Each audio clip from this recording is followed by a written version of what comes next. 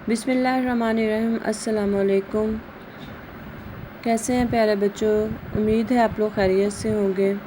आज हम स्मार्ट उर्दू की चौथी किताब में जो सबक पढ़ा था नाइमा की डायरी, उसमें हम ग्रामर करेंगे। ग्रामर में है मुरक्कब अल्फाज।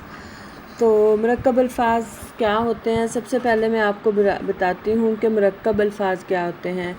दो अल्फाजों को जोड़ कर जो एक नया बामायनी, यानी कि जिसका कोई मतलब भी हो, एक बामायनी लफ्ज़ बन जाए तो उसको मुरक्कब कहते हैं।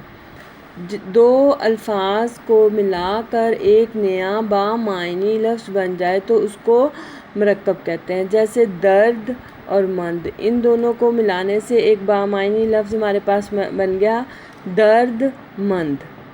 ठीक हो गया, दर्द मंद। इसमें है, उन्होंने आपकी बुक में दिया हुआ है कि इनको आपने अलहदा से तोड़कर मुरक्कब को लिखना है। जैसे बद मज़ा, तो इसको हम अलहदा से कैसे लिखेंगे? जैसे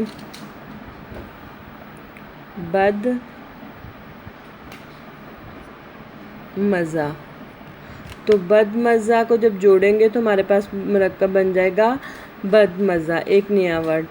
इसी तरह इन्होंने इधर दिया हुआ है बेकार, यानी कि बे एक लफ्ज़ है और कार जो है वो एक है। ठीक है, लेकिन जब ये दोनों मिलते हैं तो एक बामायनी लफ्ज़ बेकार बन जाता है।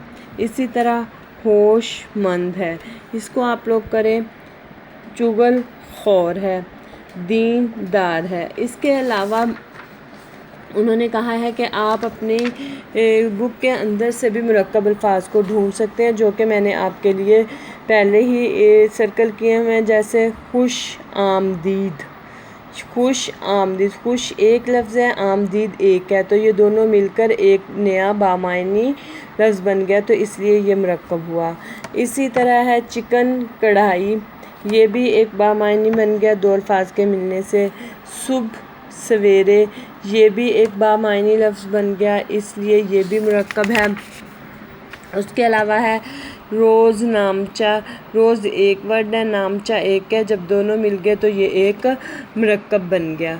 तो इसी तरह अपनी बुक में से और मुरक्कब ढूंढें, लिखें और मेरे साथ शेयर करें। शुक्रिया।